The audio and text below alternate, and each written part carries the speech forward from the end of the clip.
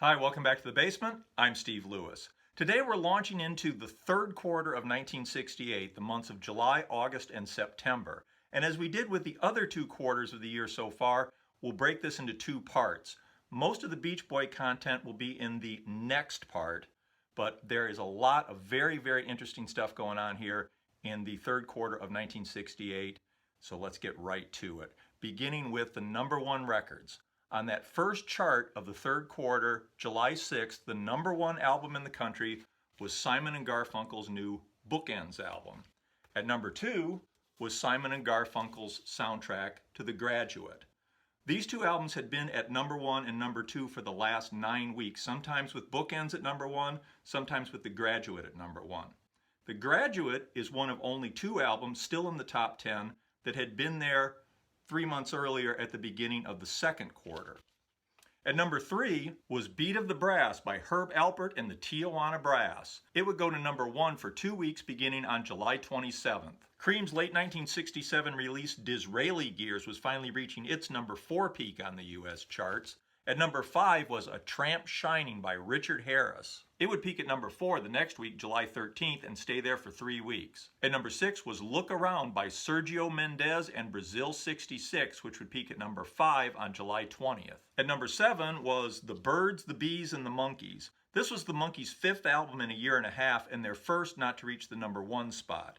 It had gone to #3 on May 18th for 4 weeks behind Bookends and The Graduate soundtrack. The chart performance might have just been down to the popularity of the Simon & Garfunkel albums, or it might have been that the Monkees TV show, which had gone into second season reruns about a month before the album was released, had just gotten a little too weird, and even as a kid I got the impression from watching that they'd grown bored and even contemptuous of their own series. Or it might have been that the new album just wasn't quite as strong as the prior Pisces, Aquarius, Capricorn, and Jones Limited. Both of the big hits, Daydream Believer and Valerie, had already peaked on the charts months earlier, and they seemed to be padding out the album. Mike Nesmith's tracks were interesting and enjoyable, but lyrics like those on Auntie's Municipal Court and Tapioca Tundra were probably getting a little too esoteric for a lot of listeners, and I expect most people found the 5 minutes and 6 seconds of Righting Wrongs to be largely boring. Anyway, probably the best of Nesmith's tracks, Tapioca Tundra, had already been released months earlier as the B-side of Valerie. Apart from playing piano on the earlier Daydream Believer, Peter Tork was entirely absent from the album. Aware of the financial benefits of getting songs on a hit album, Davy Jones co-wrote 2 of his 3 new tracks with writing partner Steve Pitts. They were still in the mainstream Anthony Newley type showbiz vein that Jones was comfortable with, but these were particularly unmemorable. The Poster, written by Jones and Pitts,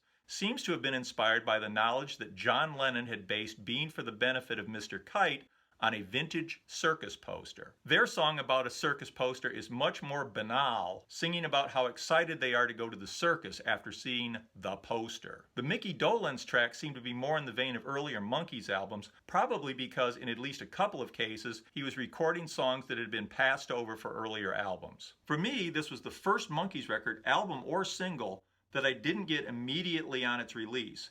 Instead, I got this for my birthday in July of 1968. It also turned out to be the last Monkees record that I would get until I started buying their back catalog in the early 80s. I suppose my experience was not atypical for some of their little kid fans like I was. Still, this is a very enjoyable album. There's a lot of highlights. I particularly love the Nesmith tracks. And it did get to #3 after all, so this is far from a disaster, but not quite the chart-topping success they'd had with those first 4 albums. As it transpired, their series was canceled that summer, with the last primetime broadcast taking place on August 19th, 1968.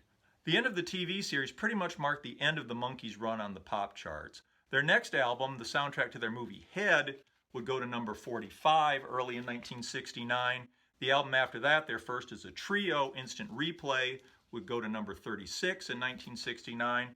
After that, it was pretty much a quick fade until they had a 3-quarter reunion in 1986 for the Nostalgia Circuit, and their album Then and Now, The Best of the Monkees, reached #21. There were various reunions, of course, and projects after that from time to time, and their album Good Times did get to #14 in 2016. Getting back to the top 10 albums from the beginning of the third quarter in 1968, which is where we started before this big digression. At number 8 was Bobby Goldsboro's Honey album. It had spent 3 weeks at number 5 in June. At number 9 was Are You Experienced by the Jimi Hendrix Experience. This would eventually go to number 5, and we will talk more about it when we discuss the fourth quarter of 1968.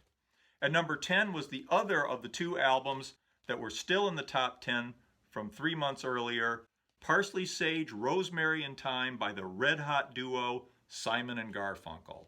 And what were the top 10 singles as the third quarter of 1968 commenced? At number 1 was This Guy's in Love with You by Herb Alpert. At its number 2 peak was the instrumental hit The Horse by Cliff Noble and Company. After seemingly losing their way with psychedelia, the Rolling Stones had returned to form, maybe better than ever, with Jumpin' Jack Flash, which was at its number 3 peak. The sophisticated sound of Sergio Mendes and Brazil 66 with The Look of Love was at its number 4 peak. Hugh Masekela's Grazing in the Grass, another great instrumental hit, was at number 5. It would go to number 1 for 2 weeks beginning July 20th. Lady Willpower by Gary Puckett and the Union Gap was at number 6. It would go to number 2 for 2 weeks beginning July 20th. Marilee Rush's Angel of the Morning was at its number 7 peak. Here Comes the Judge by Shorty Long, capitalizing on a catchphrase from Rowan and Martin's Laugh-In, was at its number 8 peak. Comic Pigmeat Markham, who originated the phrase, also had a hit with a different song called Here Come the Judge in the summer of '68. His single went to number 19. At number 9 was MacArthur Park by Richard Harris. It had hit number 2 on June 22nd. At number 10 was Reach Out of the Darkness by Friend and Lover, offering the hopeful, if not entirely accurate, observation, I think it's so groovy now how people are finally getting together. It was at its peak position of number 10. Top 10 singles that would come and go in the third quarter included Indian Lake by the Cowsills, which would hang in at number 10 for 3 weeks beginning on July 13th. Stone Soul Picnic by the Fifth Dimension, another beautiful summertime song, would go to number 3 for 3 weeks beginning July 27th. Hello, I Love You by The Doors would go to number 1 for 2 weeks beginning August 3rd. Right behind it, Classical Gas by Mason Williams would go to number 2 for the same 2 weeks.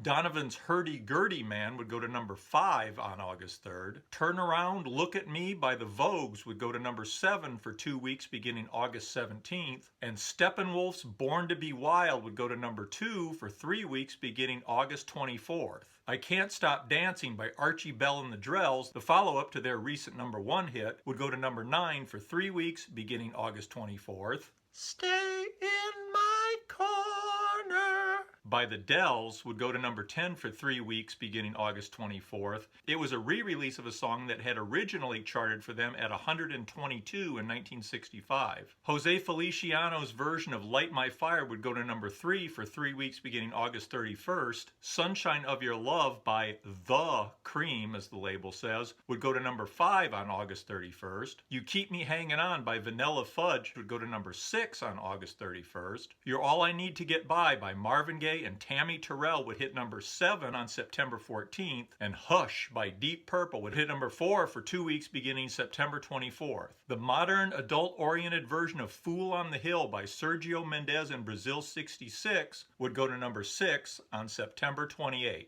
In big new album releases in that third quarter, on July 3rd we got The Doors' Waiting for the Sun album. On July 22nd came Mike Bloomfield, Al Kooper, and Stephen Stills' Super Session. On July 29th, we got Jeff Beck's Truth album. On August 9th, we got Wheels of Fire by Cream. On August 12th, we got Cheap Thrills by Big Brother and the Holding Company. A couple of August releases that weren't very big charting but meant a lot to Beach Boy fans were Best of the Beach Boys Volume 3 on August 5th and Stacco Tracks released on August 29th. Also released in August was Late Again by Peter, Paul, and Mary, the Funny Girl soundtrack from the movie starring Barbra Streisand and Omar Sharif, which we'll come back to in a little bit. Engelbert Humperdinck's A Man Without Love, and Harper Valley PTA by Jeannie C. Riley. In September, we got the Bobby Gentry and Glenn Campbell album, Jefferson Airplane's Crown of Creation, and the original cast recording of Hair.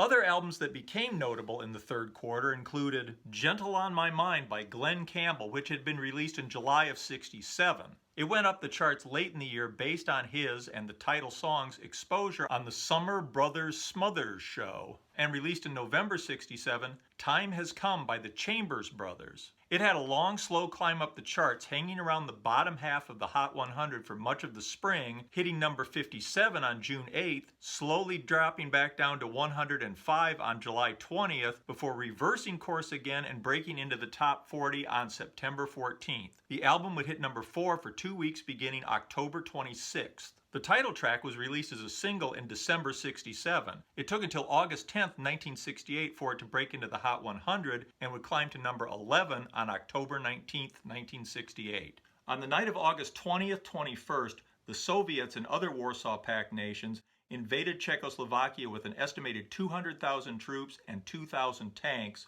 bringing to an end the period of reforms that had become known as the Prague Spring. Meanwhile, back in the United States, the Republican National Convention had been held in Miami between August 5th and August 8th. Former Vice President Richard Nixon became the Republican nominee for president, with Maryland Governor Spiro T. Agnew nominated for vice president. Just over 2 weeks after the Republican convention, the Democrats held their national convention from August 26th through August 29th in Chicago. With an unpopular Democratic president in the White House and the current vice president the likely nominee to replace him, the stage was set for anti-war protests in the city. And with Chicago's Mayor Daley instituting draconian measures to keep order, the stage was set for violent, outrageous, obnoxious behavior. People on both sides acquitted themselves poorly, and in the end, predictably, people on each side just ended up pointing a finger at the other side and saying, "Look how terrible they are." In the end, the convention closed as expected,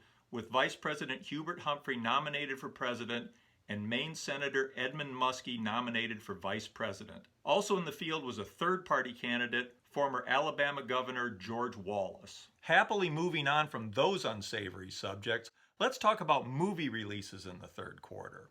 As usual, the third quarter of the year was not a big time for major movie releases, but there were a few notables. On July 12th, we got the Jerry Lewis in London comedy, Don't Raise the Bridge, Lower the River. On August 3rd, Hang 'em High. Not a slasher movie set in a high school, as you might think in the 2020s, but a Western starring Clint Eastwood. On August 7th, with Six, You Get Egg Roll, a feel-good romantic comedy starring Doris Day and Brian Keith. On August 26th, Rachel, Rachel, directed by Paul Newman and starring Joanne Woodward. It would be number 1 from September 25th through October 9th. And on September 28th, Funny Girl, one of the biggest movie releases of the year, starring Barbra Streisand and Omar Sharif in a fictionalized telling of Fanny Brice's life story. It would be number 1 from October 30th through December 18th and returned to number 1 for many more weeks in early 1969. Barbra Streisand would ultimately win the Academy Award for Best Actress for Funny Girl in a tie with Katharine Hepburn. So that'll bring us to the end of this week's look at the third quarter of 1968. Of course, the third quarter is when the new TV season premieres, so next time we'll talk kind of extensively about some really interesting things that were going on television. And of course, we will also talk extensively about our old friends, the Beach Boys, in the third quarter of '68. If you remember these days, I'd love to hear your comments as to whether this is ringing true. If you don't remember these days, I hope you're kind of enjoying seeing what you might have missed. In either case, I would love to hear your comments. Please hit the like button if you haven't, and subscribe if you haven't done that. Always appreciate it. Thanks very much for watching, and we will see you next week to wind up the third quarter of 1968. Bye.